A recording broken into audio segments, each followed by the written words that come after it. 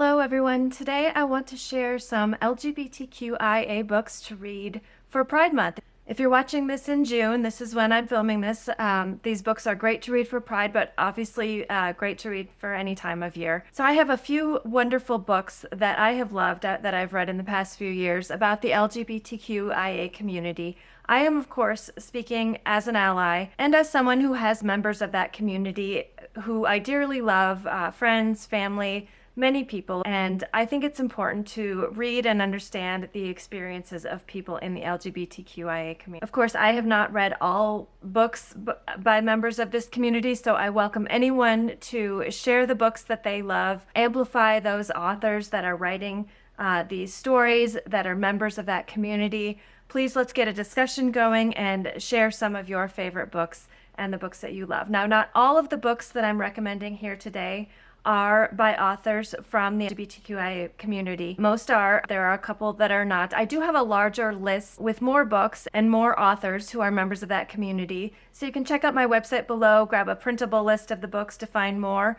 Also, I want to note that bookshop.org this month is offering a 20% discount on select books by LGBTQIA authors. So you can find those links as well, discover some more books, support those authors, and also support independent bookstores while you're at it. If you haven't met me before, my name is Allison. Welcome to my channel. If you love talking about great books and discovering great books, you are in the right place. So welcome. All are welcome here. So first I want to talk about why I think it's important that everybody read books by members of the LGBTQIA community. I feel like we are in a time right now where we are moving backwards in terms of acceptance for all identities, all types of people, and specifically members of the LGBTQ community. We had been making strides towards more equal rights, more acceptance. Then, of course, there's been a great political shift. I don't have to go into detail. We all know about these shifts, and our LGBTQ friends and family, they are facing just overt hatred and danger and just dehumanizing backlash from a very vocal minority of cruel and hateful people. The GLAAD organization says that more than 160 community LGBTQ events have been targeted by violence and threats in just the past year, including some at libraries.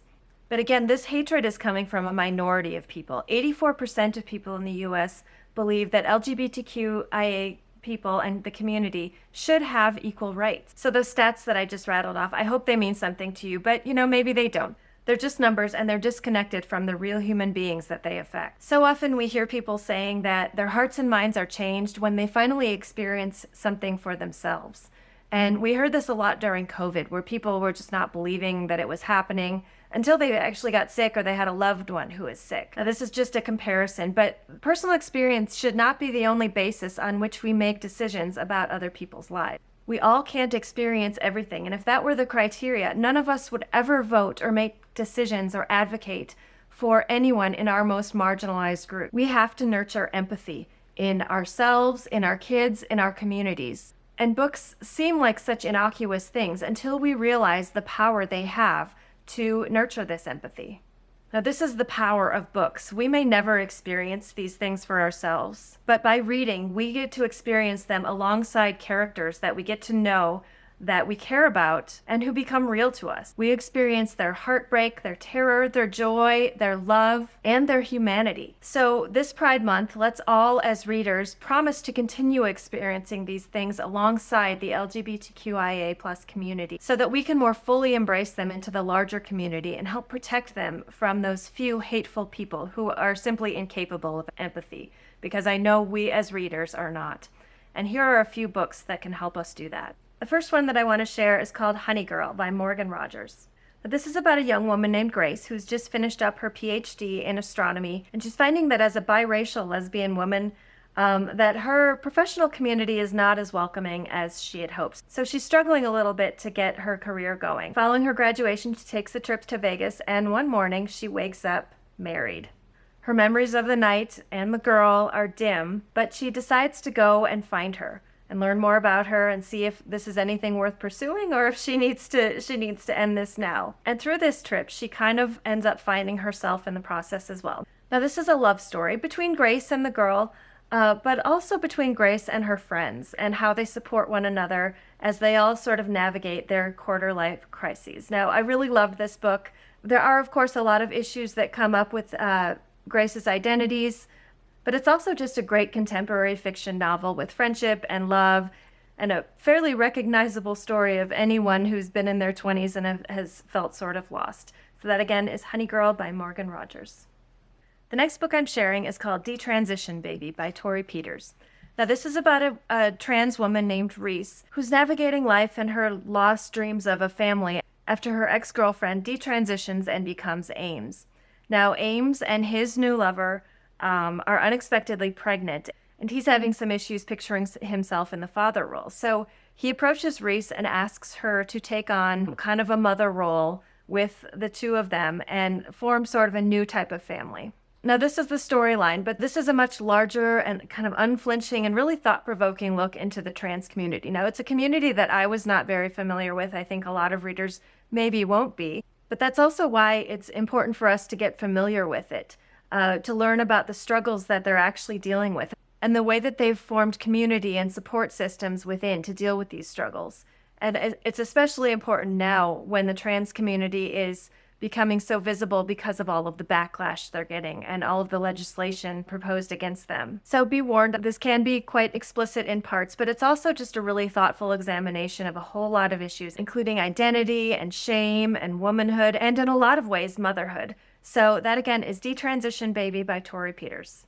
The next one I'm sharing is Mad Honey by Jodi Picoult and Jennifer Finney Boylan. Now, this is about a woman named Olivia who is raising her teen son on her own. And one day his girlfriend is found dead at the bottom of the stairs, and he is the main suspect. So throughout the trial, Olivia learns things about her son and his relationships that kind of change her whole perspective on what she thought she knew. Now, I'm going to be a little bit vague on this one, and I suggest going into this one pretty blind. Don't read too much about it, don't listen to too much about it, but I will say that it is relevant to the LGBTQIA community, and it has all of the hallmarks of the excellent page-turners and socially relevant books that Picoult is known for, and Jennifer Finney Boyle adds her wonderful voice to this story as well. So that again is Mad Honey by Jodi Picoult and Jennifer Finney Boylan. The next book I'm sharing is The Antidote for Everything by Kimmery Martin. Now, this I believe is one of the books by an author who is not a part of the LGBTQ community, but this is such a relevant topic right now when medical care for the trans community has become such a hot button issue that I think this is a great book to read. This is about a urologist named Georgia and her friend Jonah, who is also a doctor at the clinic where she works. And as Georgia is getting ready to leave the country, they have a crisis because the clinic has decided to ban Jonah's transgender patients. And Jonah himself is in danger of losing his job because of his sexual orientation. So this is what's driving the story. And to be honest, I expected a much darker story. Martin has a great voice that kind of adds a little bit of levity, a little bit of lightness. So it's a very fast read. And it's a really great story of a wonderful friendship with a lot of great quips and also great medical writing because Kimmery Martin is a doctor herself. And she covers these very serious topics with a lot of sensitivity, but also a little bit of lightness that bring these characters and the people that they're advocating for to life. And the next book I'm sharing is The Great Believers by Rebecca Mackay. This book is set in two time periods. The first is 1980s Chicago, and the second is 2015 in Paris. And the 1980s timeline throws readers back into the thick of the 1980s AIDS crisis and the gay community called Boys Town in Chicago, where the men of this community are facing this crisis. So we follow a group of friends as they navigate this, and we experience all of their losses. And then again, in 2015, we kind of see some of the aftermath of that horrible time and how it affected many of the people who lived through it. So this is actually one of my very favorite books. Mackay is just masterful at building these complex narratives that juxtapose different time periods and bring greater understanding to the topics she's writing about. And it's just devastating that now in 2023, after all of the losses and all of the heartache that the gay community experienced in the 80s, that they're again just facing such overt hatred and discrimination and again, just a fight for equality and acceptance. That is The Great Believers by Rebecca Mackay, one of my favorite books, and I hope you'll read that one. The next book I'm sharing is On Earth We're Briefly Gorgeous by Ocean Vuong. Now, this is a debut novel for the poet Ocean Vuong, and it's framed as a letter from a son to his mother who cannot read. Now, in these letters, the son, named Little Dog, reflects on his life with his mother. Now, she was an immigrant. She was work worn, sometimes abusive, exhausted by her lack of homeland and her inability to speak English fluently, and also by her mentally ill mother, who was traumatized by the Vietnam War. The little dog is grappling with his own difficulties growing up, but also his own identity as an Asian American gay man who is kind of experiencing his very first relationship with a troubled farm worker. I would recommend anybody read this for the writing alone. Again, Ocean Vuong is a poet, and the writing is just phenomenal. It's spare, it's insightful, it's so beautiful. And there were many parts that caused me to go back and read them again and again and just savor them for the prose and just for their brilliance. So that again is On Earth We're Briefly Gorgeous by Ocean Vuong. The next one on my list is Red, White, and Royal Blue by Casey McQuiston. Now, Casey McQuiston is an excellent choice for an author if you're looking for something a little bit lighter. And Red, White, and Royal Blue got a lot of attention a few years back. You may have heard of it, but I want to include it on this list for people who may not have read it yet. Now, this is set in a fictional White House, and there's a son named Alex who's kind of a golden boy, and he's got his eye on a future in politics. And he kind of has this fascination with the Prince of Wales.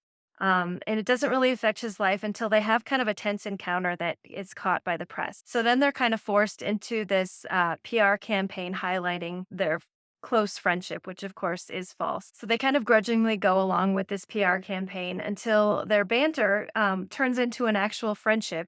And then it evolves into a relationship. So they've got the pressures of the spotlight and distance and the differences between their political worlds that make a relationship feel almost impossible. This is a really fun book with kind of a sweet, also steamy romance, has a lot of fun banter and humor throughout. And it's also a good example of the fun and joyful books we can read about the LGBTQ community, in addition to a lot of the heavier ones that I'm sharing today as well.